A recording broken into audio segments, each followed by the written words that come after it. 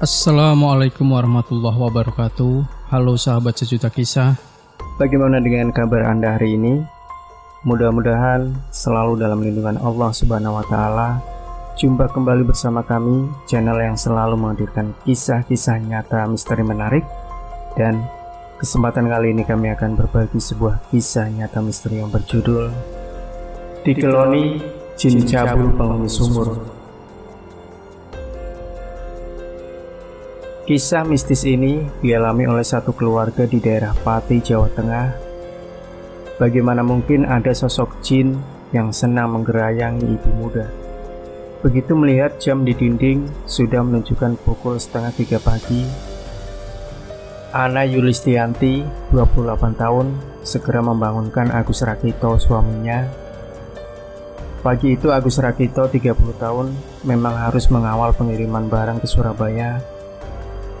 Oleh karena itulah, pagi-pagi betul, warga desa Pajeksan, Kecamatan Juwana, Kabupaten Pati ini harus segera menuju ke tempatnya bekerja. Saat Agus keluar rumah, Ana hanya mampu mengantar di depan pintu. Setelah itu, Ana langsung masuk lagi ke dalam rumahnya. Pintu rumah depan kembali dikunci rapat-rapat, karena ketika itu kegelapan masih membungkus bumi.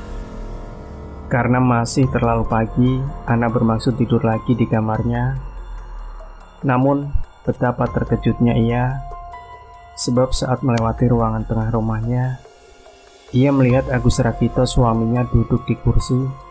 Ana pun tak habis pikir, mengapa suaminya bisa kembali ada di dalam rumah, padahal tadi ia telah melepasnya pergi.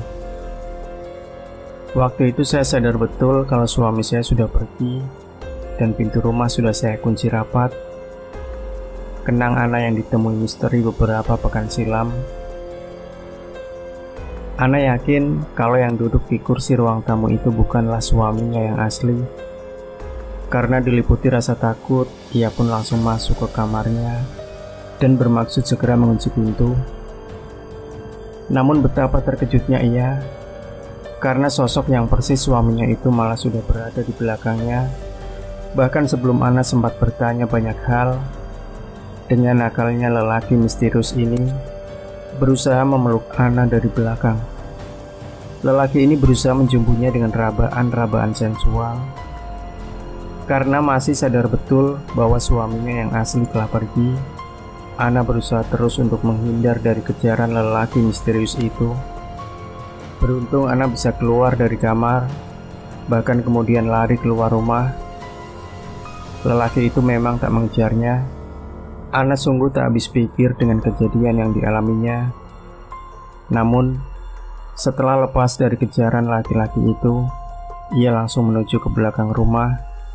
Ia mengambil peralatan dapur untuk memasak air. Sementara itu, suara adzan subuh dari musola di depan rumahnya mulai terdengar.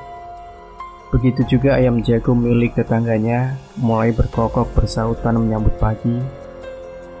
Perasaan Ana menjadi lega karena fajar sudah tiba. Ia berharap sosok Ana yang mirip suaminya itu sungguh-sungguh telah pergi. Pada malam berikutnya, Ana tidak mengalami kejadian apapun. Namun, bukan berarti ia lepas dari intaian makhluk gaib nakal yang pernah mengganggunya itu. Buktinya, 2 hari berikutnya, Ana kembali mengalami kejadian gaib yang tak kalah mengerikan.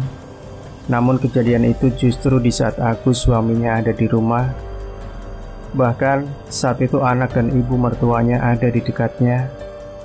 Pada minggu malam itu, kejadian pencabulan yang dilakukan oleh makhluk gaib nakal kembali terjadi. Di saat Ana tertidur di kamar bersama anak dan suaminya, makhluk nakal bertampang menakutkan kembali mengganggu Ana. Saat ia tidur pulas di atas kasur di samping suaminya, tiba-tiba saja seseorang dengan pelukan kasar bermaksud mendekap tubuhnya. Bahkan dari bawah tubuhnya, tangan nakal laki-laki itu meraba dan meremas kedua buah dadanya. Ana sadar dan terjaga, namun anehnya, ia tidak memiliki daya untuk melawannya. Hingga beberapa saat ia hanya bisa pasrah terhadap perlakuan kurang ajar itu. Beruntung sekali Ana, di saat ia berusaha melawan kenakalan makhluk itu, tiba-tiba ia teringat pesan dari salah seorang saudaranya yang mukim di Rembang. Pesan tersebut berupa tips sederhana yang berasal dari seorang kiai. Saat itulah ia langsung mempraktekkan tips sederhana untuk mengungkap alam gaib. Lengan yang memeluk dengan kuat itu, ia elus melawan arah bulu tangan pemiliknya, yakni dari bawah menuju ke atas. "Dik, jangan kamu ginikan tanganku," ucap lelaki misterius itu meminta. Tapi Ana tidak memperdulikan tangan yang masih aktif menggerayangi seluruh tubuhnya itu. Ia elus dengan perlahan. Akhirnya tips sederhana itu manjur. Bulu-bulu di tangan yang semula lembut dan halus itu tiba-tiba berubah lebat dan kasar. Saat itulah Ana jadi tahu bahwa lelaki yang memeluk dan meremas-remas buah dadanya itu telah berubah menjadi sosok makhluk hitam dan mengerikan. Mukanya tampak seram, dengan rambut awut-awutan, dengan gigi tonggos dan panjang. Meski akhirnya sudah terbongkar rahasianya, jin nakal itu tidak mau menyerah begitu saja. Selain memeluk Ana, jin nakal itu malah mencium pipi dan keningnya. Karuan, sekali ini Ana dibuat menjerit-jerit.